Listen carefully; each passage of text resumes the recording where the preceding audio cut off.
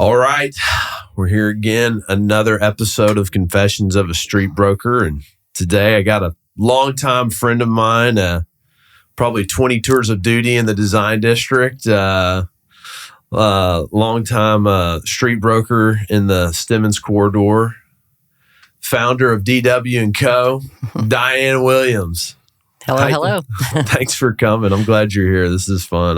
I'm excited to hear your story and share it with everybody because you've seen a lot of change in the landscape of Dallas commercial real estate. Most definitely. So, but first off, you're also a kind of a part-time Floridian. Did your condo make it through the? Yeah. You have a condo out there, right? I have two. You have two. Okay. Yeah. Did you get any damage from the storms? I did. The first one, the Helene, I had about 3 feet of water in the ground floor, which is really just a patio and a garage. Yeah. So, and I keep a Jeep down there in my garage full time. So, it didn't get up to the engine of the Jeep because it's lifted. Yeah. So, which was nice. But ran down there, ripped out sheetrock, and got it all cleaned out. And by the time I was flying back to Dallas, then Milton started becoming a topic of conversation, and it was interesting. The Milton came right over us. Yeah. I was here in Dallas when that hit, but it went right over my condo, and I did not get damage from Milton. Really? We had some, wind damage, but the way that storm was, it was interesting. It was really north of us, the Bradenton, Anna Maria Island, St. Pete, they got hammered, and then south of us, the Inglewood, Punta Gorda, Boca Grande, they were hammered. Yeah. So, just very fortunate. Feel sorry for the people that had it worse than I did. But after seeing what I have seen, I will not complain about the 3 feet of water in my place. Yeah. Yeah. No, it's very been fortunate. Pretty devastating. Jeff's house is in Bradenton, but he kind of got out unscathed. Yeah. I mean, not too bad. Then he had his neighbor was, telling people, hey, let me know if you need me to do anything, because that neighborhood has a lot of kind of, I guess, transient type residents. And so he drove his cars up to Winn-Dixie because he was like, I don't want the water coming in.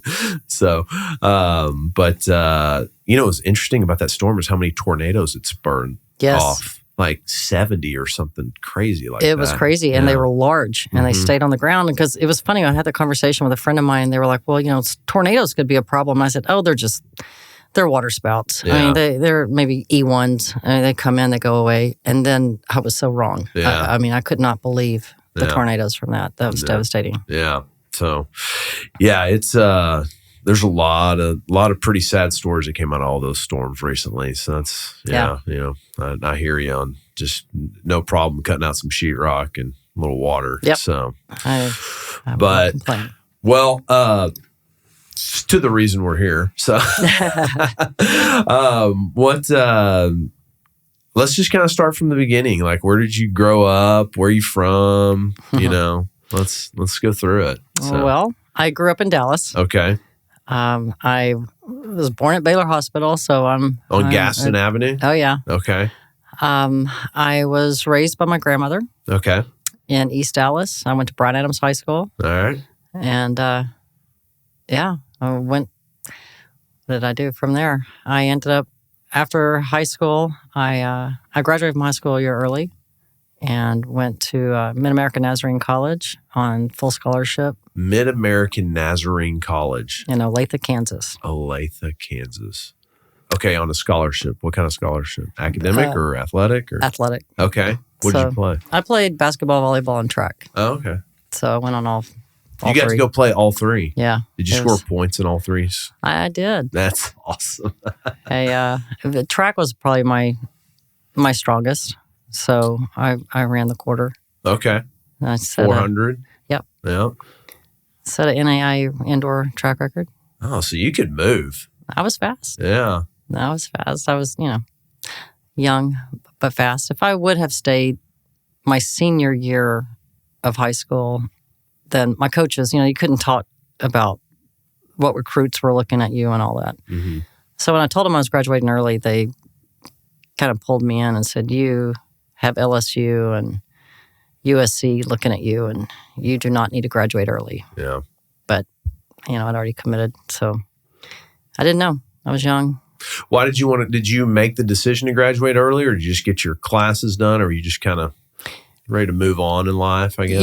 I had a boyfriend that played football, and he went to Mid-America. And then there were some guys from high school that followed him to Mid-America. And so they all played football together up there. So, I was anxious to go on up. And my grandmother was, she just was in love with this guy. So she was like, you need to follow him. And, so it was...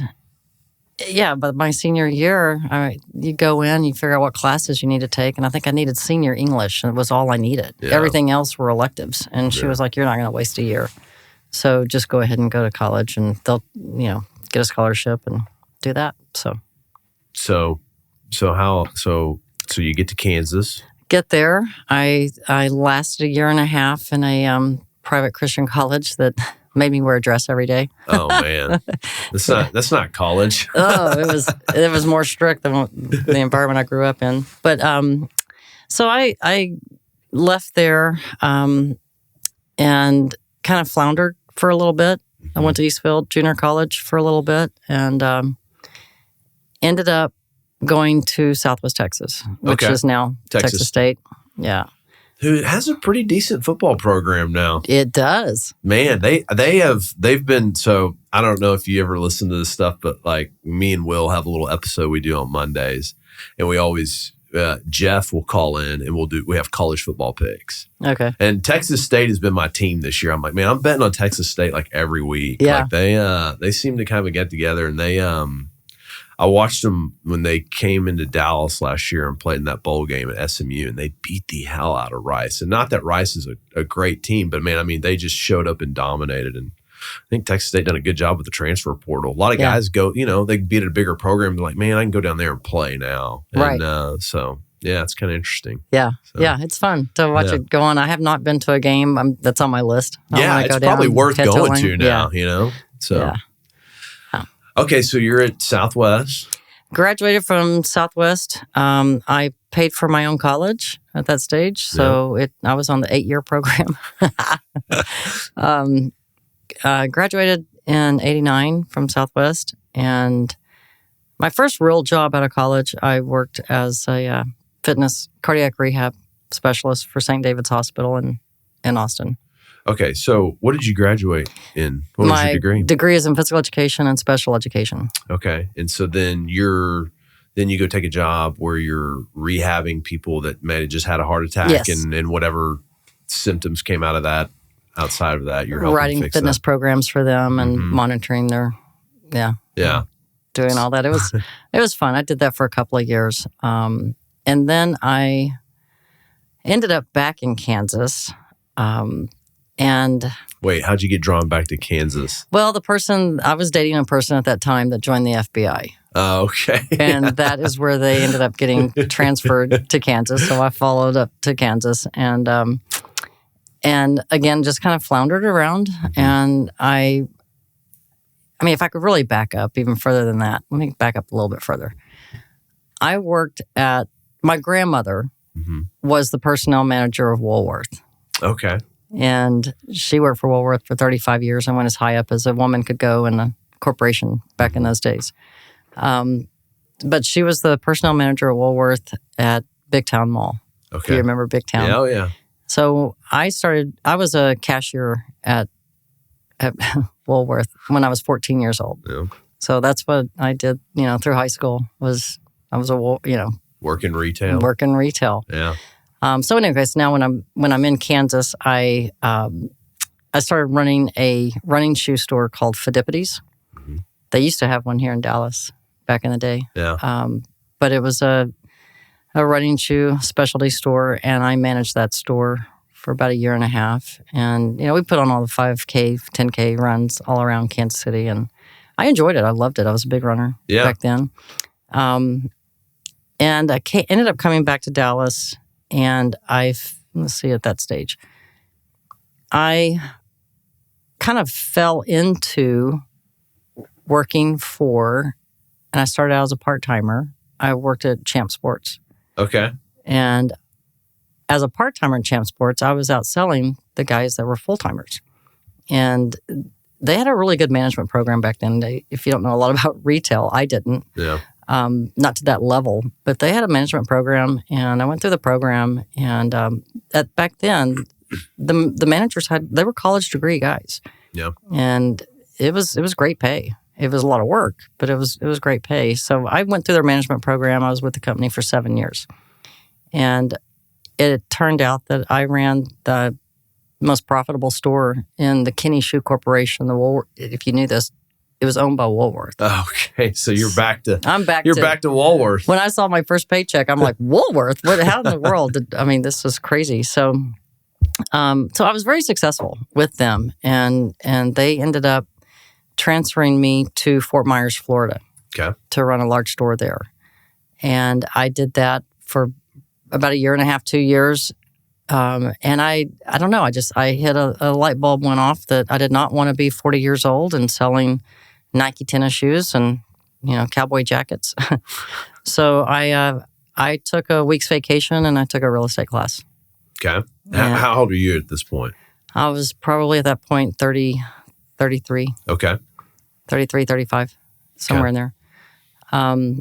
So I took a real estate class. I did it every day for a week, and then I went down to Miami, took the state exam, passed it, and came back. And I'd met guys through the class that wanted to hire me and wanted me to work for them, but they were residential, and I never cared to do residential. Yeah.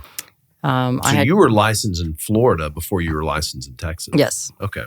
Yeah. Do you still hold a license in Florida? I don't. Okay. I do not. I'm considering getting a broker's license there. So it was funny. I had guys that were like, you need to have 3 years of savings built up before you get in this profession or you'll never survive. And I guess, because of my success with Champs, and I thought, well, that's for people that don't work hard. Yeah. I'll be fine. And I can do this. Well, they were pretty much right. I made $3,300 the first year. Oh my God. Okay. So what year is this? This was in 97. Okay. So it's kind of when .com stuff is kind of going on and fixing to go down. And yeah. Okay. All right. Yeah. And I was selling everything I had. Okay. I had, 2 cars back then. I had a jet ski. I was, the life of Florida back then. But I was selling everything I had, just trying to make ends meet. And so your first year, did you take a job in Florida, or did you take a job? Are you back in Texas? Okay, no, I took it in Florida. In Florida, and what part of Florida were you in? I was in Sarasota. Okay, in Sarasota. Yep, I literally went door to door in commercial real estate companies, handing them resumes of my success in retail. Mm-hmm. It's kind of funny. Yeah. So did you get hired as a retail broker then? No, they literally just said, welcome aboard. I worked for Prudential in Sarasota. Said, welcome aboard. Here's your desk, and good luck. Yeah, hope you make it. Mm-hmm. So I tried to figure it out. I did not at that time. I barely knew where Main Street was in Florida, in Sarasota. Yeah. So I had to learn the town, learn the people. It was challenging. So like I said, the first year I made $3,300. Yeah. It was rough. By the second year, it was kind of interesting. I had a group that these guys were they worked for a company called Car Temp USA. Okay. Car Temp USA was owned by Wayne Huizenga, that owned it back at that time on the Miami Dolphins. Yep. But he had a car rental company, and it was a cold call, and I found them a location in Sarasota. And they said, we like working with you. Are you familiar with Fort Myers? And I said, oh my goodness, I used to live in Fort Myers. So yes, I know. So I went to Fort Myers, found them a location there. And they said, well, do you know Naples? And I said, I know Naples a little bit. Yeah. So I went to Naples. So, well, do you know Tampa? I said, no, not really, but I'll figure it out. So it turns out that they were my number one client. And I ended up going all over Florida and finding locations for them. The interesting part of that I still to this day tell, young agents as they're getting started is what I learned from that is I had the opportunity to read so many different leases. Mm-hmm. I mean, from, legal size paper that fine print that was 48 pages long to 3-page leases, and so it was real interesting. I just learned a lot from how deals are structured based on the contracts. That's something that, a lot of the young guys will be like, hey, so like, how do you learn this? I go, every deal you do, read the lease front to back. Yep. And if you read it, they're all different. They all have different gotchas in them, and that's a big separation at some point, I think, for guys on being able to put deals together, right? Because right. you know all these pitfalls to look for. And, now on our end, it's a lot of, guy brings us a deal. Oh, yeah, they're all net leases. I'm like, then we get them and I'm like, this is a gross lease with no base year. Right. And it's for 10 years. It's not for a month or it's not for 6 months like you said. You know what I mean? Yeah. It's like, so there's a lot of, I think when someone has the discipline to do something like that, it shows a lot of that detail is what makes or breaks a lot of transactions. Yes. And I remember reading leases that you think that you have conquered, an issue. Mm-hmm. But as you keep reading, it could be 13 pages further ahead in the lease that it's restated. Yeah. In a different format. And it's like, well, I mean, you really, it's just playing whack-a-mole with the lease to make sure that you have covered all your bases. And it was very educational. And that is the first thing that I did when I came to Dallas and started working with Jim Lake. First thing I said was, I need a copy of your lease. Yeah. And then I can figure out the buildings, but I got to know the lease is going to tell me what I'm selling. Yeah. And the sell points, so. But that was a big, for me, I started, when Jeff started buying like Motor Circle and all those buildings, I started managing them. So I started on the side of enforcing a lease, in property management. So when I moved over to brokerage, it really helped me to know the basics of the lease, how they normally work. You know, we had our own lease, but that didn't, when I start tenant repping, that means I'm getting someone else's lease. So kind of like I knew where to look out for things. But, Jeff did a really good job. He has this 50-point lease checklist. Right. And if you read the lease and you just went through the checklist, you do that 50 times. Right. Like you become pretty good at reading leases. You do. So. Yeah, definitely. Okay, so you're in Fort Myers still. Or I'm sorry, you're in Sarasota. But you're going all over Florida. Going all over Florida. And I did pretty good with them. What'd you make your second year? About 35,000. Okay, so you 10x. I did pretty good. I started working my way up. Yeah. But my grandmother was getting older, and she was like, wanted me to come back to Dallas, and I said, yeah, I'll head back to Dallas. Yeah. So came to Dallas without a license, and I did have a company that had heard that I had moved back to Dallas, a retail company. It was Sun and Ski Sports. Oh, okay. If you remember, I don't know if they're still around or not. Yeah, I don't know if they are either. But they flew me to Houston and interviewed with them, and they were offering me a full-time, $150K a year management. I did not want to go back to retail. Yeah. And, at that time, I really enjoyed commercial real estate. My attitude was if I can sell Nike tennis shoes, I can sell a building. Mm-hmm. So what's the difference? It's selling. So just know your inventory, know your product, know your market. And if you're selling, you're selling. So it's really that simple. It is. It's not. Yeah. I struggled, for a while that, can I do this? And I don't know. I just felt like I could. Yeah. And, so I saw in a newspaper, an ad in the newspaper, Dallas Morning News, for a commercial real estate leasing agent. Okay. And it was Jim Lake. So I went in and interviewed, and they interviewed me probably 8 times. They kept coming in. Mm-hmm. Jim put me in his car, took me around, showed me the district. And I've never done this before in an interview, but I just looked at him and I said, I know you're still running that ad, but you need to take it out of the paper because I am your person. And the guy looked at me like, oh gosh, what do we do with her? Yeah. And I asked him, I said, so what what did the guy make? The guy was here in this position. He was there for 13 years, and he said, he probably made about $60,000 a year, and that was. I mean, I've been offered a job for $150. Yeah, and I just was like, that's fine. Yeah. I'll take it. This is what I want to do. Yeah, and I'll figure it out from there. Mm-hmm. So they kept interviewing me. Just went on forever. And then they finally offered me the job, and I never looked back.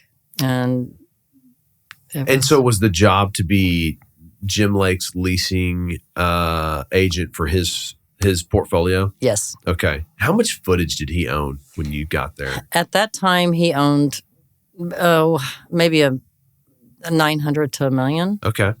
But pretty much all in the design district. He right? was. His father was the largest owner in the design district at that time, and then they had properties in Plano, Mesquite, Grand Prairie, and Bishop Arts. Okay. So I handled all that, and so that was just part of the deal. I could only do his properties and handle his tenants. When I started there, he was about 70% leased, and when I left, he was 98% leased. Yeah. And so, and plus he had acquired more properties. When I left, he had a little over 2 million square feet. Yeah. And yeah. So he would only allow you to work on his building. So if you got a tenant rep assignment, you kind of had to just pass on it. I had to pass on it, hand it off to someone in his office, and just flat out, move on. It was kind of frustrating. Yeah. I mean, I didn't know any better. I was happy to do what I was doing, and I enjoyed the tenants. You know, I had some really good people that I was a great mediator. Yeah. Yeah. So that's exactly what you do. That is what you do. So what year did you start at Jim Lake? 99. 99. Okay. Yeah. So we're at 99. And then you're at about 1 million feet. So you have 300,000 feet of vacancy when you start. Yeah. And then he keeps buying buildings. Yeah. How many people were at Jim Lake at the time? Really, it was just, I was the only one that worked exclusively for Jim. And then Doug Molney read the brokerage division with Dick Johnson. Okay, I remember Dick Johnson. And I think that was really it. Back there, it was just Doug and Dick and then me. And did y'all office back there, what's off of manufacturing? Yeah. Yeah. Yeah. So, Jim Lake headquarters. Yeah. Yeah. So, okay. So how long did you end up being at Jim Lake? I was there 13 years. Okay. What was the decision and was that the decision to start DW & Co. at that point?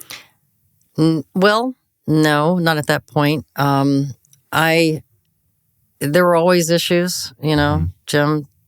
In the beginning, I was leasing extremely well. I mean, I was filling up his properties.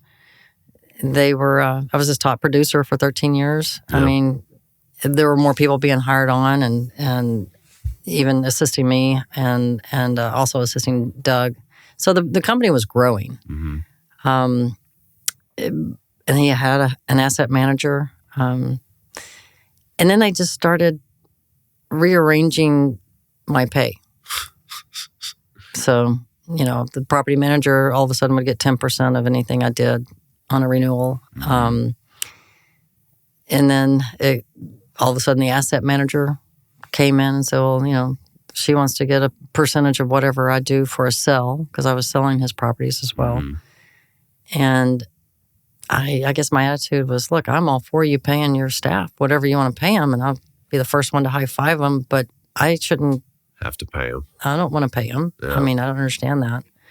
So it just kept getting readjusted every year. And so I finally just, you know, walked in one day. I kept telling him I wanted to talk with him, and he, I'm busy and can't do it. And then finally one day I walked in and said, okay, Jim, I really need your attention, and, you know, I really need to have a meeting with you. And he said, no, I'm too busy. I can't do it today. And I said, okay, fine. I shut his door and I said, I'm putting in my 2 weeks notice.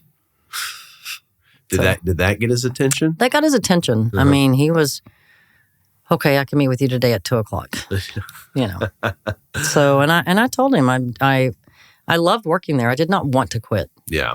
But when all this started, it was probably about 2 or 3 years earlier, I went ahead and I got my broker's license. Yeah. And he even asked me when I did that, excuse me, he said, so what are you going to do with that? Yeah. And I said, I don't know. I'm going to frame it. I'm going to hang it on my wall and I'm going to stare at it every day. Yeah. I said, I don't know what I'm going to do with it. So it's just some personal development I got going on. Yeah, here, knowledge is good, right? Yeah, yeah. So that's what I did. And then the day came that it was time to put it in action. So I did.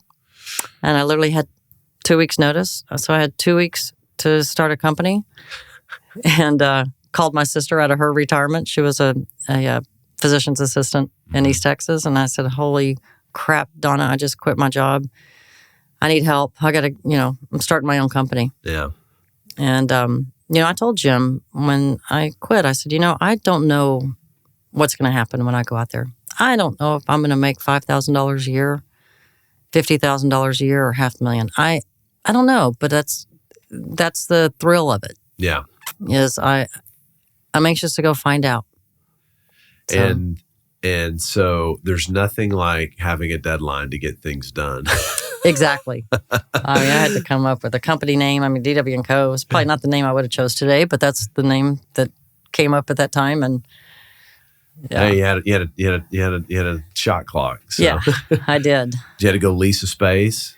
I'm a little limited partner in 1130 Dragon with Jim Lake, so I leased a little space from him in that building and stayed there for probably a year and a half and ended up.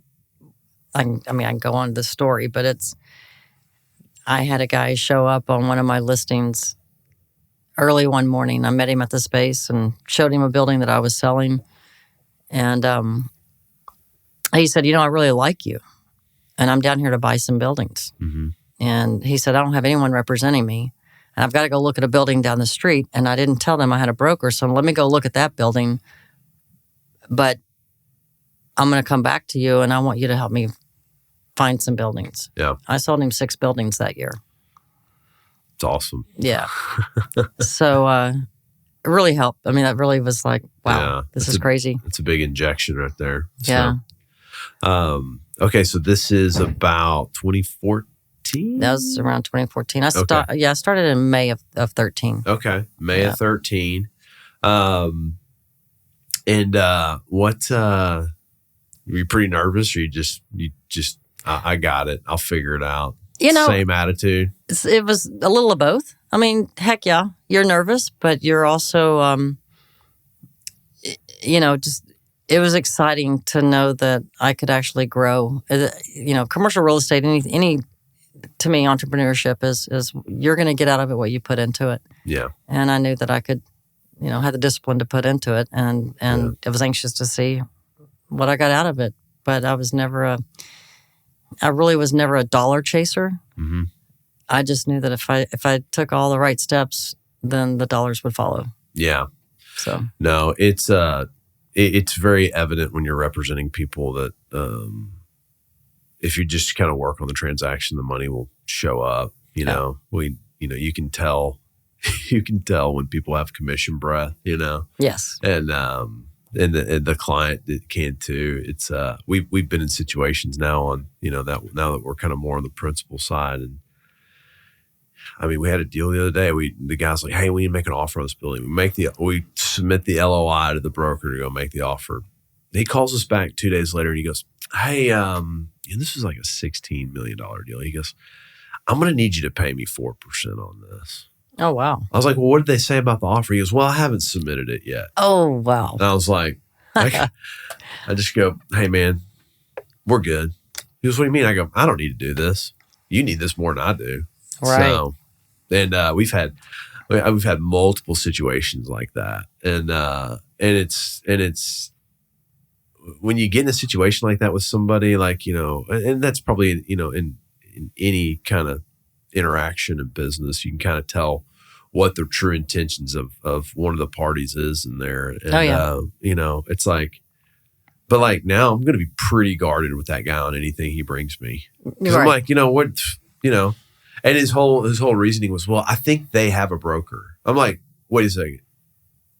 They responded to you? Their broker responded to you? He goes, oh no, we haven't made the offer. I'm like, That's too many twists and I turns. was like, hey man, You've lost me. yeah, like we see a ton of deals, like, good luck with this, you know? So, but that was something like, I never like focused on like, oh, I got to make this fee because it's X and just, crimp, I've always had the, I guess, whatever you want to label it. I do not like adding up what the commission is before the deal's done. Yeah. I think that jinxes it. Yeah. I don't like even thinking about it till I get the email that says, congratulations, we have closed and funded. Your federal reference wire number is blah, blah, blah, blah, blah. Checks have been cut. Exactly. That's finality to me. Yes. So I've seen too many crumble. I had a deal a couple years ago, 2 years ago, seller defaulted on closing. I've never had that. A seller defaulted? Seller defaulted. Wow. Okay. It was, and we ended up filing a specific performance lawsuit, and I filed a lien on their building. Mm-hmm. And we kind of fumbled around with it for a while. But what happened was the guy agreed to sell it, and then I think he started adding up what it would cost to move, and he just went, "Oh man, we can do this," Mm-hmm. And he just made it really challenging, and then he just, he tried to say we defaulted, but he called us and was like, hey, I need more time. We're like, okay, well, what do you need? Mm-hmm. And he goes, I don't know. I'll get back with you on Wednesday. Well, we were supposed to close on Tuesday. Oh, goodness. And he goes, well, y'all didn't close, so y'all defaulted. I was like, and my client was like, my client's like, I'll go to the mat on this thing. So we went full on lawsuit, know, and we ended up dropping it because I ended up finding another building for him. He's like, oh, forget it. Let's just go buy this thing. But like, it was unique. I'd never seen a seller default in any transaction. So I have not seen a seller ever. I have had one where the buyer didn't show up. Yeah. And I would think that would be more likely because it didn't happen to get the money together, didn't get that. But I mean, usually when someone signs that contract, they're sometimes mentally, they're like, they're telling people, oh, I sold the building. It's like, no, you didn't. Right. I mean, how many times have you heard someone say that? They go, oh yeah, I sold the building. Oh, I heard they sold the building. No, we're under contract in an inspection period. Right. Like there's so much more to happen before this gets there. Yeah, it is funny. So when you started DW & Co., did you have was it just going to be your sister came in, she's kind of like your support, right? Like yeah. She's, transaction coordinator pretty much, right? Yeah. So that's it.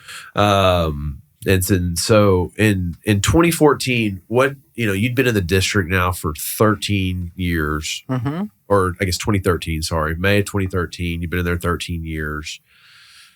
What changes have you seen so far in that whole area? Because, well, the prices are just amazing. Yeah. I mean, in 99, it was $3 gross on things. Yeah. And it's mainly that. And of course, the uses, it really used to be just dirty granite cutters, smoke and dust flying out the back doors and true industrial use. I've always said that the design district is the backbone of Dallas. I mean, that's where the sausage is made. And then it finds its way to North Park Mall or whatever and gets sold in high end. But it was really fun to see all the creativity of the tenants that are in there and how hard they work. And it's been, of course, it's changing now a little bit. We don't see so much of the true industrial use. We're seeing the higher end showrooms, restaurants. So it's of course rents have followed along with that. Well, so what's interesting is it's like you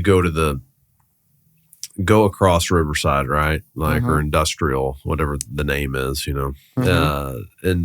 What used to be industrial? Yeah, it used to be industrial. And that's where that's where like everything was made and it was shipped across the street over to Dragon and marked up like, Yes. 100%.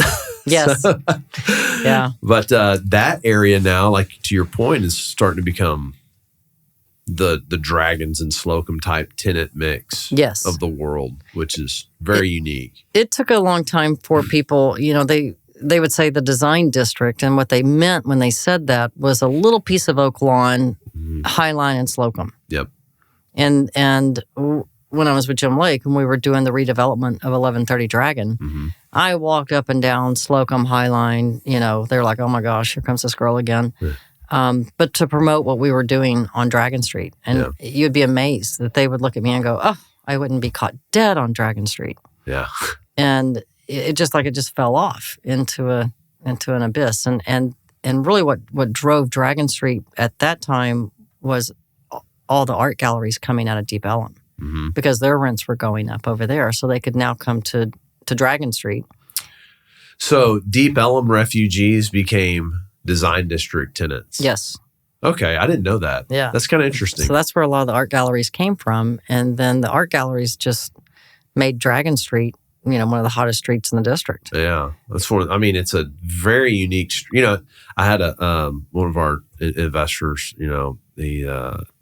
He's out in Midland, but he was like, "Hey, his brother's a CFO at a company in the design district." He goes, "Hey, I need to get some values on a building in the design district." I go, "Well, that's a loaded question because you could cross one street and the number changed dramatically." I go, "What street is he on?" He goes, "Oh, he's on Dragon." I go, "Okay, well, that's like that's like Boardwalk, right?" All right. It's very interesting how you can just cross over, The street. And then it was, I wouldn't be caught dead on the other. After Dragon filled up and became so hot, well, then it was, I would not be caught dead on the other side of Riverfront. Yeah. And that's changed. Yeah. So now Levee is one of the hottest streets. I know, right? So and then now everything in between. It's just, so it's been fun to watch it grow. And now I feel like when we say design district, we really mean what was in the MU3.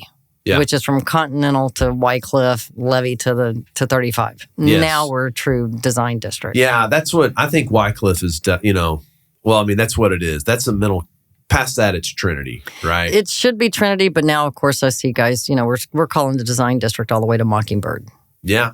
So I believe it. Or, all the way to Mockingbird. Well, Inwood. Inwood. Inwood. It's going to creep over to Mockingbird, though. Yeah. See, that's whenever I was kind of more active down in Brook Hollow, we started listing these buildings. Buildings started getting higher and higher, and design districts keeps going up. And so I was like, I need design district refugees now, right? Coming out of here to come to Brook Hollow, But it's a very big mental. It's crazy how streets. And, for me, it was always the river was a big mental barrier, because I was trying to take people. I would work South Dallas a lot. So no one would come north of the river. No one would go south of the river. Now you have Brook Hollow. I mean, I just sold a Brook Hollow client of mine a building in Redbird. That would have never happened. Never. You know what I mean? But like Redbird's like attractive now. Right. It's like, oh, this is only $100 a foot. And I'm like, golly, I sold buildings down here for like 20. Yeah. Jeff had 3 buildings agreed to on Levee at $13 a foot, and Mr. Lynn told him he was overpaying, so he dropped. Oh my goodness. Well, I had a building on Levee. It was $53 a foot, and this was around 2013, 2014, and I just kept saying, you guys have got to buy it. You have to do this. And they didn't because they were afraid, that's too much. And look at it now. Oh, yeah. It's crazy. I started in 2010, and when I'm starting in Brook Hollow, Jason Mosier has a lot of the inventory, and he priced everything at $35 a foot. And it was like, it was like, man, I know how he gets listings. He just tells people that it's, Yeah. He just gives them a better price. And I'm like, these are $25 a foot buildings. Right. And, it just blows right through that at some point. I had a building on Sovereign that I listed at $42 a foot. I mean, it was gross. It was like a machine shop, just oil everywhere, just 12 or 13 foot clear. Now I priced it at 42, man, and we caught it probably in like I think we probably sold it in 2016. So just as stuff starts to heat up finally. And it was like the market finally caught that price and has since blown right through it. But, it took me a year or so to sell that thing. But, it got to the point as prices escalated so quickly where people would be like, hey, give me a value on this. I'm like, well, here's what comps tell you. Right. But comps aren't really that relevant anymore, because it's the next deal is the next deal, you know? And then inventory levels just got dropped so much. I mean, it used to be, hey, I need a 10,000 foot or a 30,000 foot building. It's like, oh, hey, I'll be back tomorrow with 15 options. Right, exactly. Now it's like, cool. I'll let you know if I see any. Or, hey, there's one. Yeah. And it's really expensive, Right. And so, yeah, you would think in 2014, $53 on levy. Yeah, people would be like, oof, it's it's kind of getting up there. Jeff bought a building on River's Edge for like $25 a foot. Then I sold it for $45 a foot in like 2 years. And we were like, I thought you hit a home run. I was killing it. Yeah. And now that's a 150 plus building. Way plus, yeah. So, the design district was something I didn't ever really figure out too much. I didn't really spend enough time in it to figure out. And I almost think you have to just kind of really live down there, which is essentially what you did. That's what I did. And figure out how all the things move around down there. So, so now you're on 10-year, your 10-year anniversary, huh? Yes. Yeah. You just hit that, or right. you hit that last year. I hit it last year. You're 11 years now. Yep, But you're going on 12.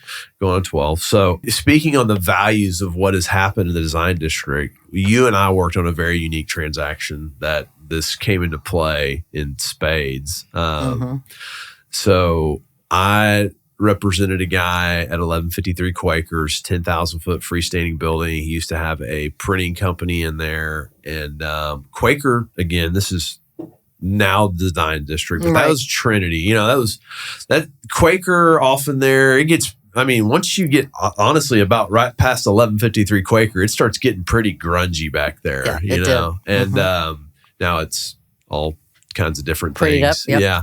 But so 1153 Quakers, he had shut his printing business down. I'd leased it to one tenant. And then that guy moved out. And then you were representing David Wildman, who's a Trinity. He's a design district, multi building operator down there. He had one of his framing companies. And so we leased to him, but David was real adamant about wanting to be able to buy the building.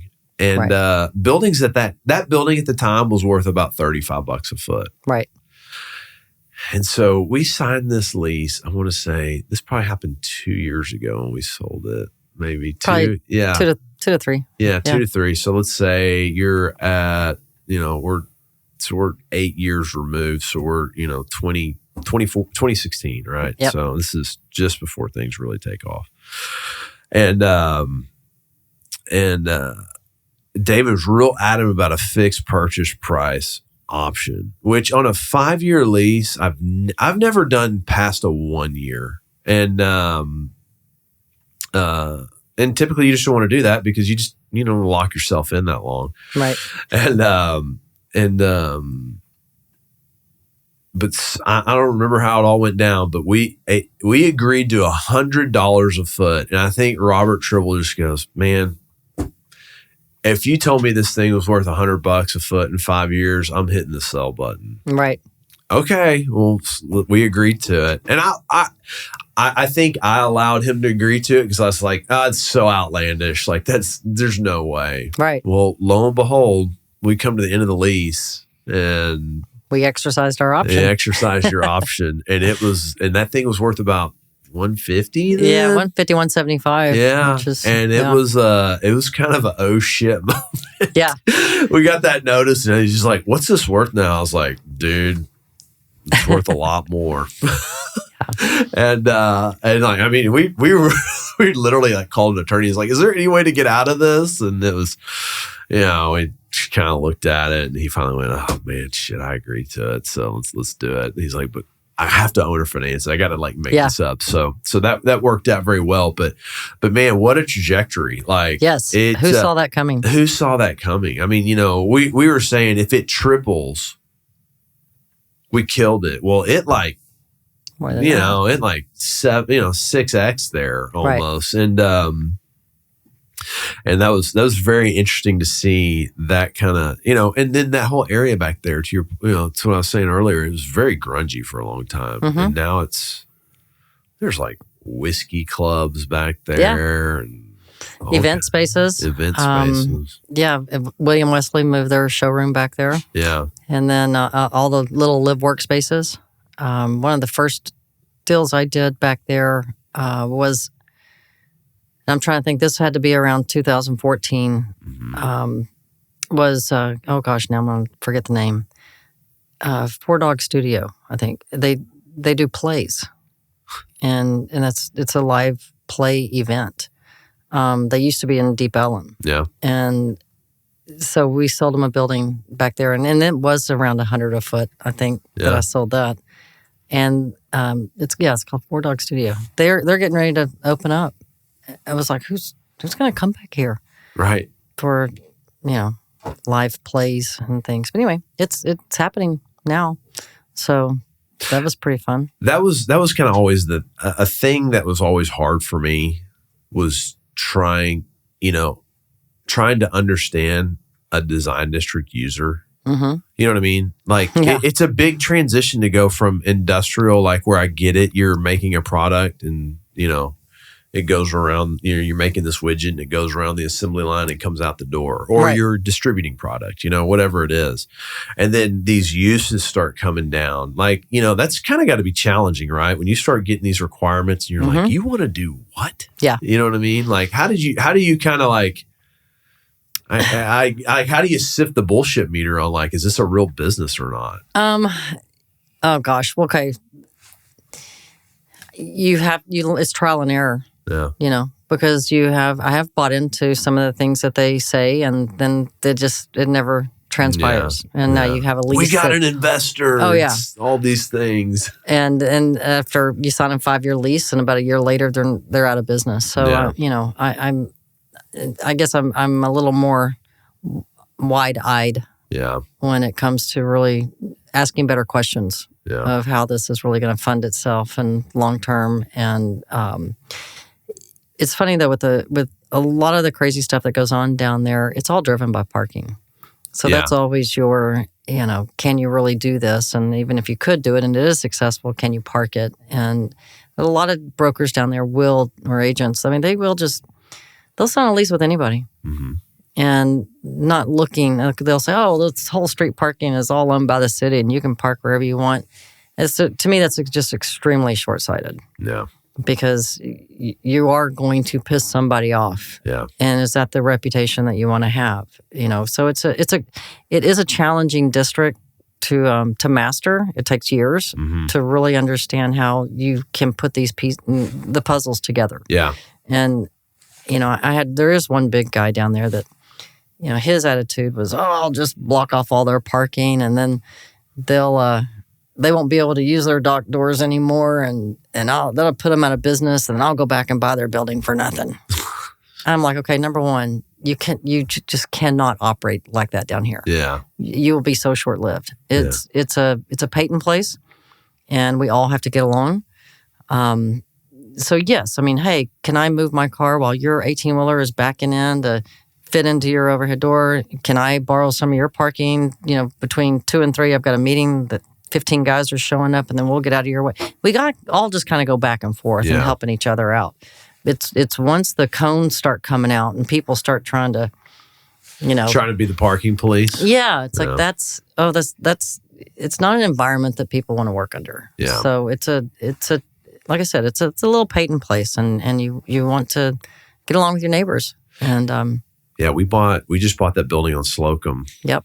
And the whole reason we bought it is because we get the entire rail bed on the back. I know it. Now we just got to figure out how to get access to it and get a curb cut and figure that part out. But that was the driving factor for the purchase, was that we have parking. Yeah.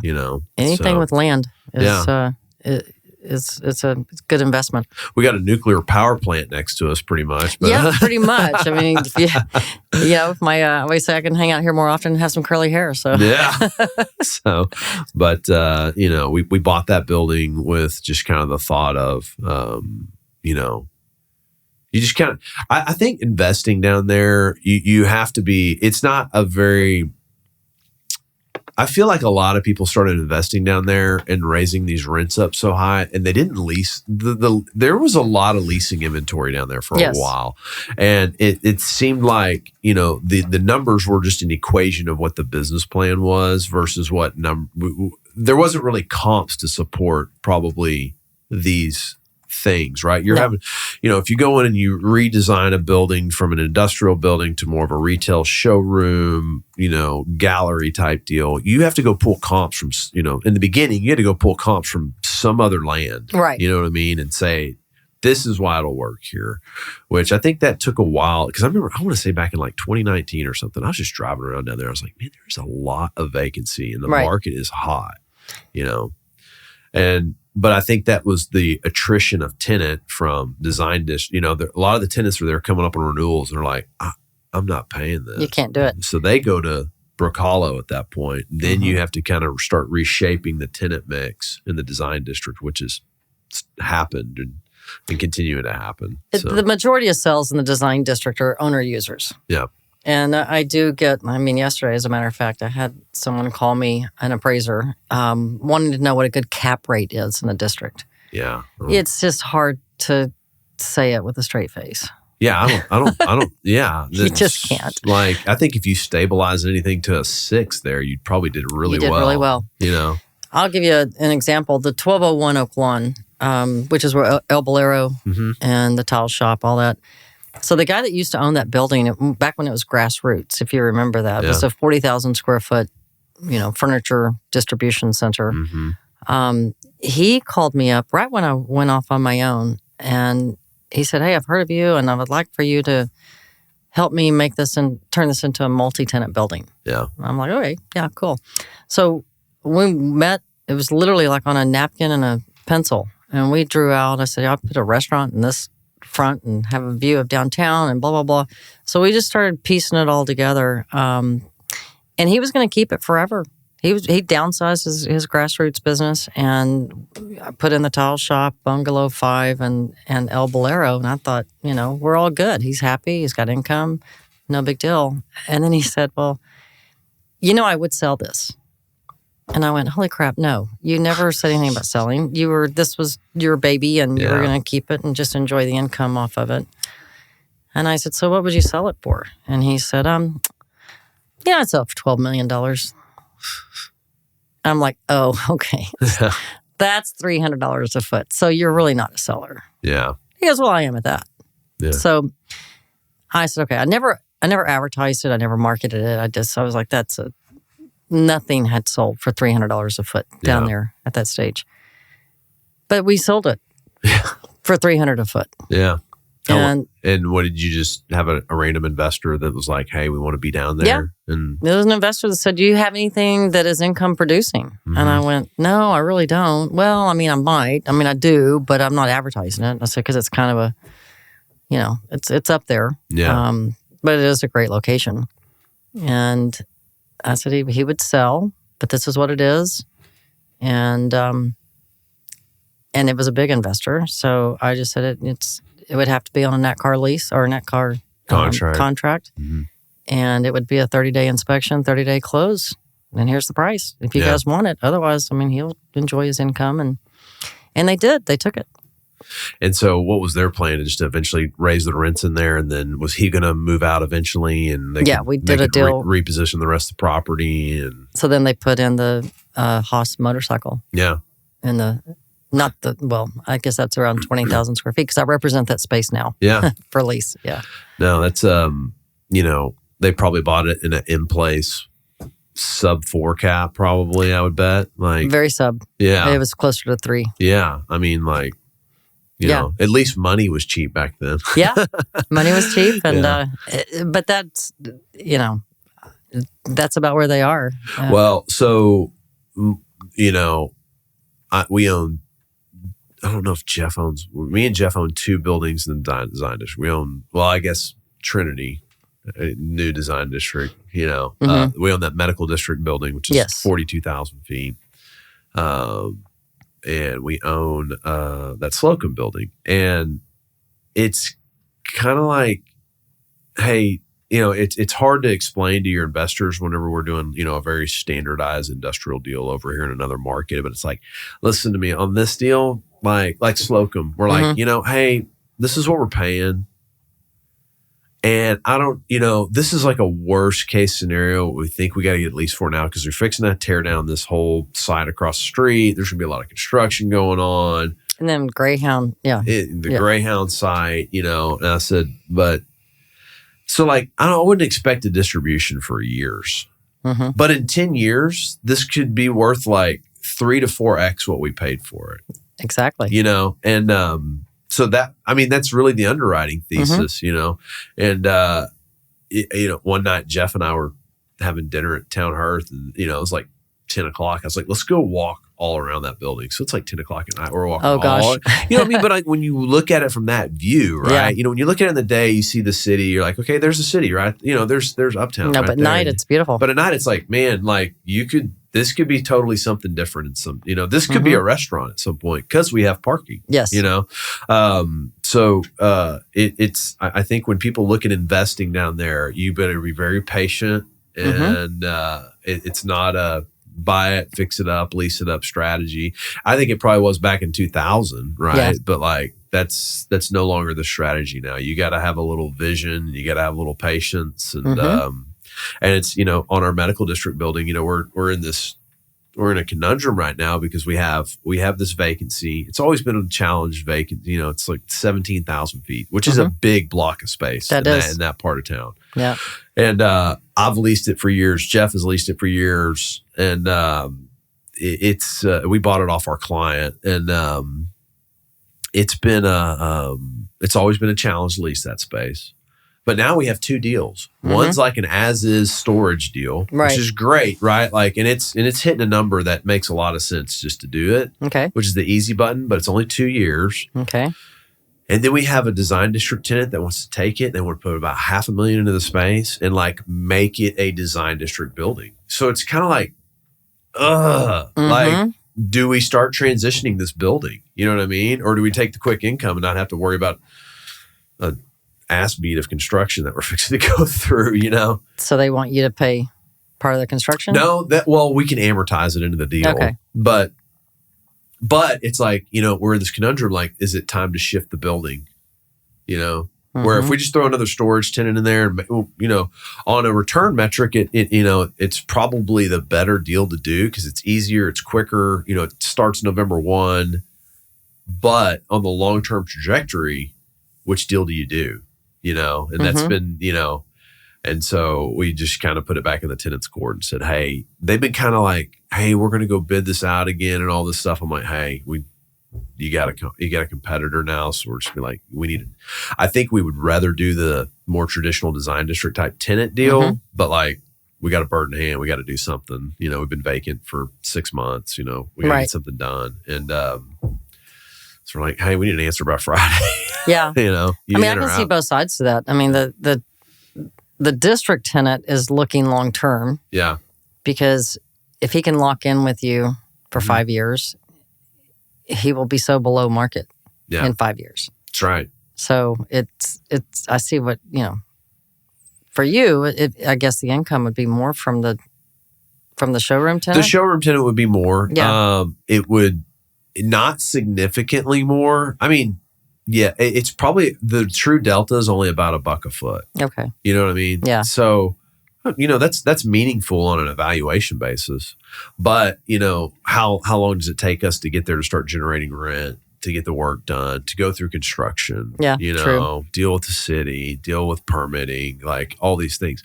But at the end of that 5 years, He'll still be there. He'll still be there. Mhm. He'll stay there. He'll renew, and then he'll pay them, what the new market rate is there at that point. So it's kind of a weird business decision right now on that deal. But that's what makes down there that's an exact example of how unique it is to invest in the design district. Yeah. You know what I mean? Totally. There's these kind of awkward decisions you have to make. It's not just hey, I have a distribution building and we're 2 foot clear and Right. dock doors, Yeah. No, it's a puzzle. Yeah. Yeah. So, well, you've made a zillion cold calls in your life.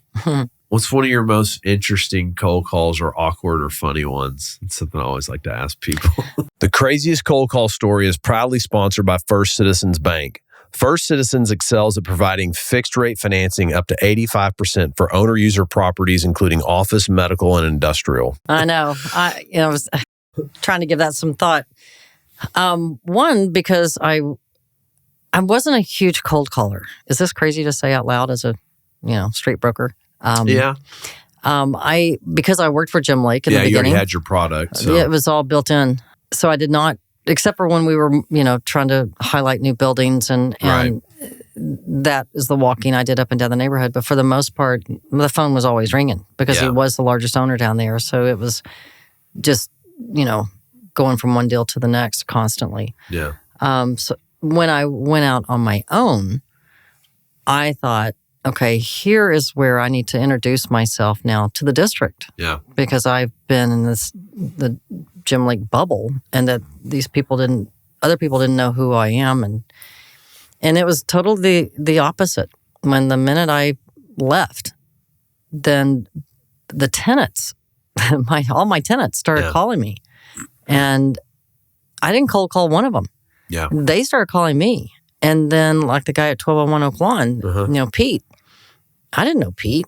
Pete called me. Yeah. And so they all knew each other, and then they all talked, and then my phone was ringing off the wall. Yeah. So it was, I've always said I was just very blessed and gave good customer service. Yeah. And that goes back to my old retail days of customer service because I do believe that's what this business is. Yeah. And a lot of guys don't. They're like, oh, I've got it and they want it. So therefore, Yeah.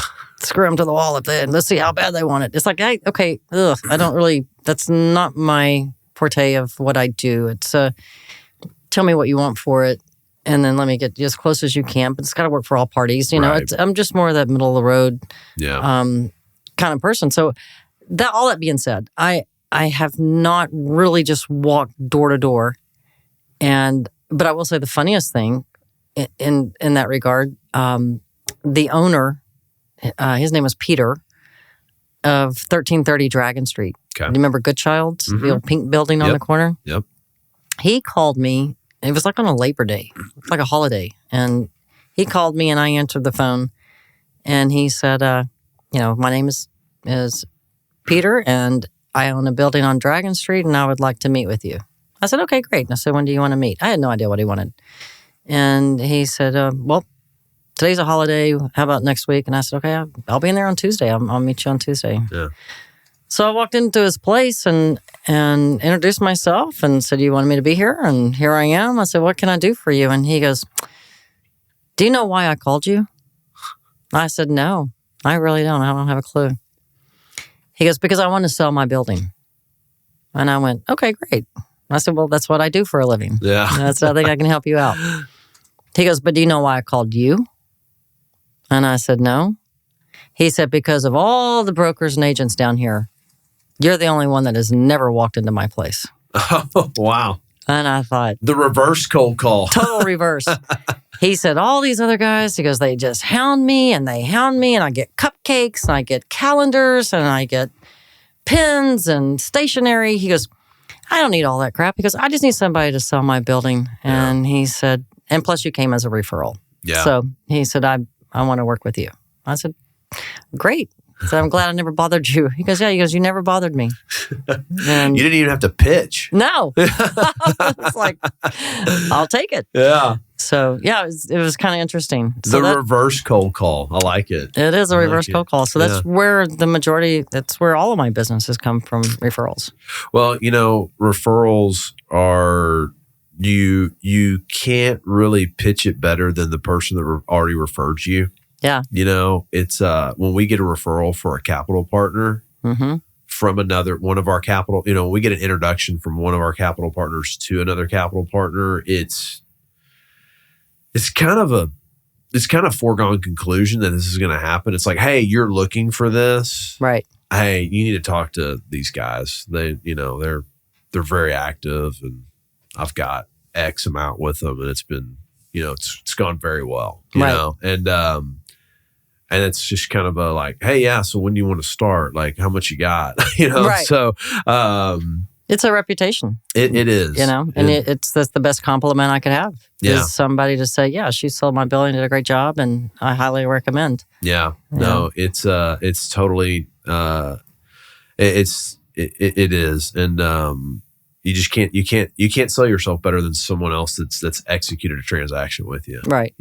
So, well, I don't know if this might have been your deal that you just explained earlier about the sub 3 cap, but what was one of the most unique deals or like a real defining deal that you did that, like, it doesn't have to be your biggest deal, but like something that was like, oh man, this is, that's one I'll never forget, Well, of course, 1201. Mm-hmm. That was fun. I'll say one of the things that was the most stressful about that deal was it was Dunhill that bought it. Okay. So Dunhill, and there are 12 attorneys, and then it was me and Pete. Yeah. And I kept going, Pete, man, you need to get an attorney. You're going to have an attorney look at this, right? Because I'm making sure I'm doing everything, but it sure would be nice for you to kind of back us both up on. Yeah. He goes, we got this. I'm like, oh God. So I didn't sleep for 30 days. Yeah. And, it was really like, oh my God, did I do everything right? Am I, it's just stressing over it. But when it sold and when it all closed and it was all said and done, everybody was happy. Yeah. It was and that's what I hang my hat on in a transaction is we're both parties happy and treated fairly at the end of the day. Yeah. And so, it kind of helped put DW & Co. on the map as well. I will say one of my most interesting transactions is when I was with Jim Lake, and I had 5 spaces. I had 5 tenants, and just listening to what everybody needed. One group needed less space, one group needed more space, and this. I literally, and Jim's always in the background going, "There's no way you're going to pull this off." I said, "No, I think I am. I think I got it all figured out." All 5 groups packed up and moved at the exact same day. Everybody moved into different spaces. So it was just a big thing of musical chairs. So you moved 5 different tenants into 5 other vacant. Did any tenants move into any of the They other all moved tenants' into space? each other's spaces. They all moved into each other's spaces? Everybody was a musical chair of 5 different groups going into. That's challenging. That was crazy. Like, I've never heard 5. Yeah. I've heard 4. 5. You set the bar there very you high. go. That's interesting because that's very tough to pull off, right? It was fun. Like timing, meeting 5 different people's needs in the whole situation. Like that's pretty impressive. That was so. It was pretty fun. Yeah. What did did Jim Lake just kind of like, hey, I'm selling everything off and just kind of riding off into the sunset? Is that kind of what he did? Because they don't broker anymore. I don't really know if they own a bunch down there anymore. No, he has sold the majority of his properties down there. A lot of them were owned by his mom. Yeah. Anyway, but no, he kind of took off to Oak Cliff. Yeah. Not Oak Cliff. I'm sorry. He took off to Waxahachie. Oh, okay. And I think him and his new wife are kind of doing more things around Waxahachie area. Yeah. But yeah, they're not doing much in the district. Yeah, they were a big name for a long time, and then just poof. The 1350 manufacturing. I think really that's even majority is like Canadian owners that own that. Did Quadrant buy that? Is it? They could have. Yeah. I have not heard. I don't know. I don't think. Oh, maybe it's sold since then, or something. It could have traded again, but I don't know. For some reason I thought Quadrant bought that. No, I don't think Jim has sold Not 1350 Manufacturing. That's the big. Yeah, the big complex. Yeah, I don't think he has sold that. Oh, okay. I don't know. I don't track it down there anymore. But, yeah. Well, what was there any like failure or setback in your career that kind of taught you a real big lesson? I had deals in the beginning. You took things personal. What could I have done different? What could I have done better? Of course, I still ask myself that every day. But I don't take it as personal as I used to. As far as deals do just come and go. As far as my profession and commercial real estate setbacks, it all had to be from the very beginning. Yeah. It was hard starting out. But once I got going, I never looked back. Yeah. But it was, I just think that was it. It was just my biggest struggle were the first 3 years. Yeah. And yeah. Well, people need to hear that now because now it's hard. A lot of people got in here recently when it was like very easy. And yeah, when it's hard now. You jump in. I remember in 2000, really, 13, 14, 15, the market started coming back from the big recession or financial crisis that we had at that time. And I saw a bunch of young brokers, little agents running around, and it was easier to do deals then. Yeah. And it was interesting that even though they worked for brokers, you had the guy that worked for you, but he would come in my office all the time and say, it was like I was mentoring him. Yeah. And I was like, you do work for Mercer. He goes, I know. But it's like almost like he didn't want to embarrass himself. Yeah. But he would come to me and ask me all these questions but my big deal is like I was almost like a mother to them of just saying, do not get behind on your taxes. Do not think this is always easy because you're coming on the way up of the market, but you better be ready for it to go down. Yeah. And, do not live beyond your means. And it was just all these, motherly conversations with them of just don't get too far ahead of yourself. So what, is there anything that you haven't accomplished in your career that you would like to? You already did a 5-way tenant swap, so that's that's a check that box off. That's done. Yeah. When I sold the 1201, I really didn't think that I would ever do another big deal like that. That was $12 million. Yeah. What year was that too? That was in the end of 17. Beginning of 18. Big deal in 2017, 18. Yeah. That's probably 3x that number now. Yes. Yeah. That's a big deal. And then I've had, I don't know, 1, 2, 3, 4 more. Yeah. Close to that, not more than that. And I didn't think I would ever do that again. Yeah. And then to do it, it's crazy. Yeah. So go back to your question. Ask me your question again, because now I forgot. Let's say there's one more thing you could accomplish in your commercial real estate career, what would it be? This is a new question, so you're the first one to get this one. So.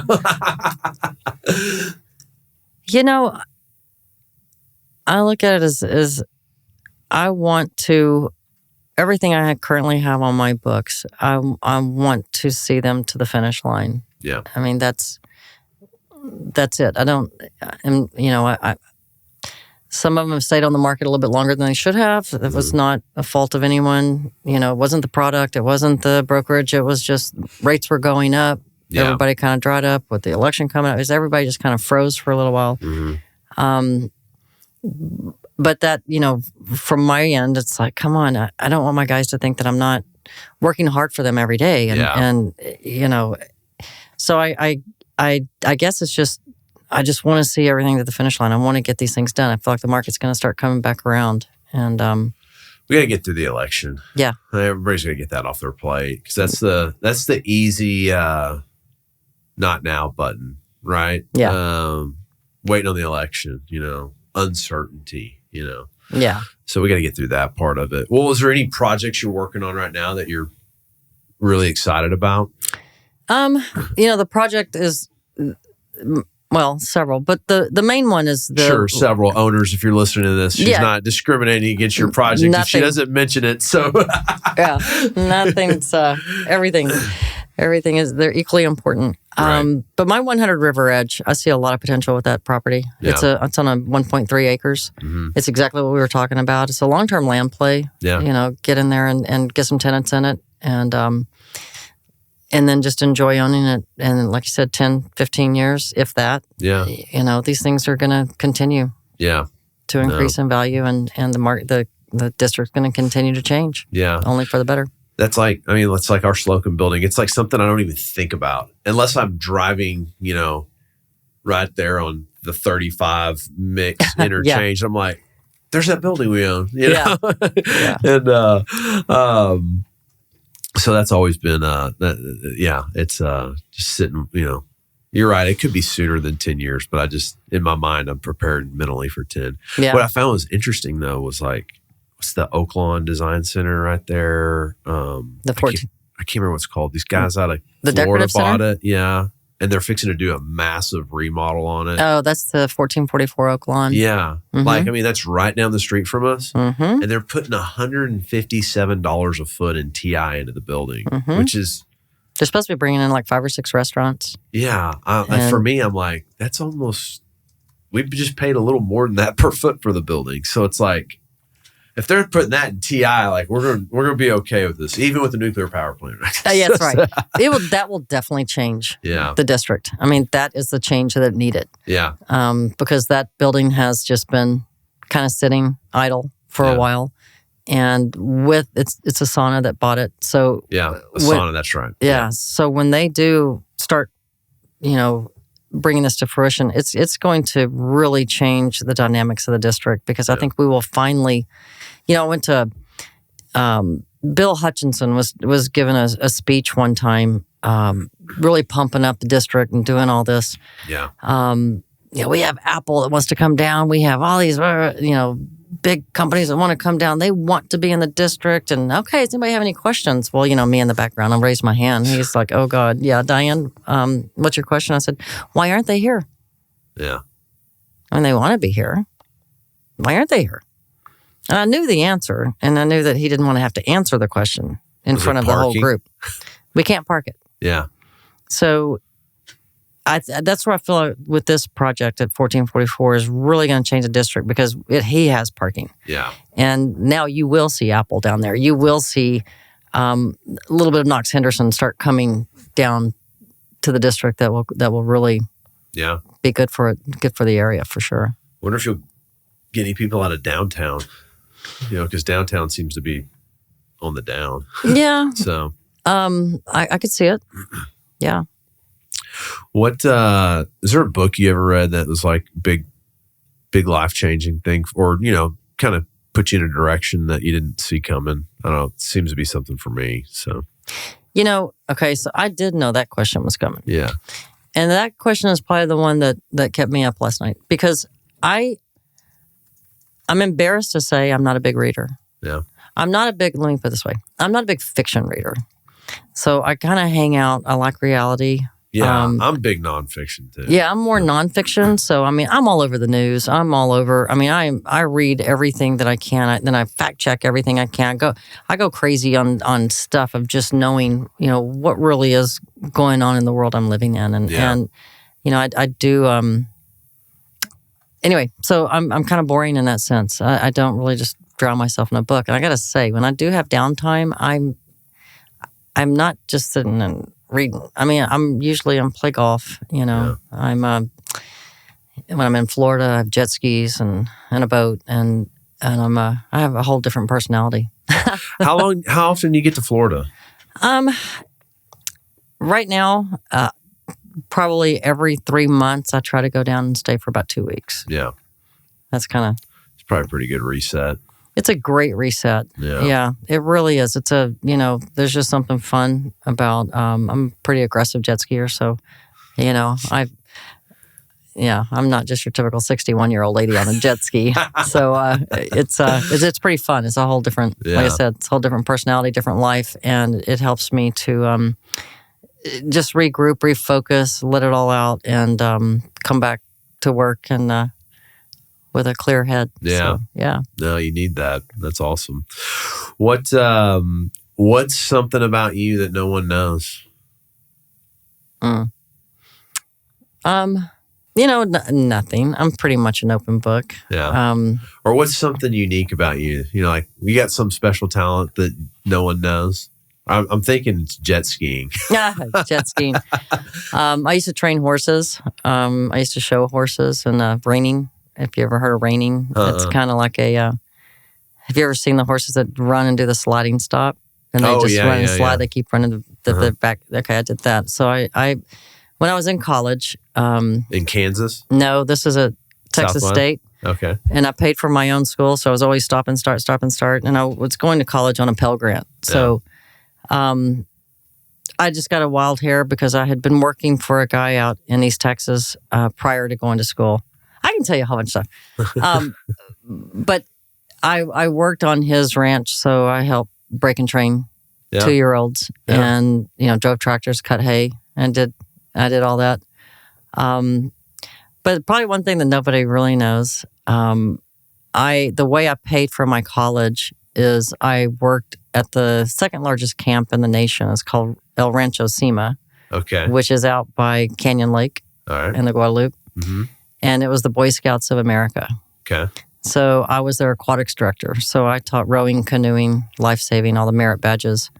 And then I was also their camp wrangler, so I handled all the horses. And so I did that for 4 summers. I lived in a tent, and I was, had to wear a Boy Scout uniform on when the kids checked in. But it was, and the guy that ran the camp, he was a professor at Southwest Texas. Oh, okay. So Texas State. So he would hire some of us from his class, and he would. So we worked for him in the summer. So it was great. It was a great group. We just worked, we did our job, but then the camp masters, they handled the kids. We just taught the kids.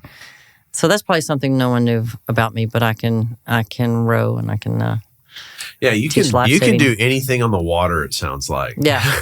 And I can do. Yeah. That's you have your sea legs for sure. Yeah, so. Definitely. Well, that's awesome. Well, Diane, this has been great. It's been great hearing your story. We've worked numerous transactions together, and it's always been great working with you on those things. It's always very easy, so I've always appreciated that about you. But thanks for coming on today and sharing your story. I really appreciate it. Well, you're very welcome, and thank you for inviting me. And it's been fun. Yeah, absolutely. Kind of good to reminisce. Yeah. All righty. Thanks, Diane. Thank you.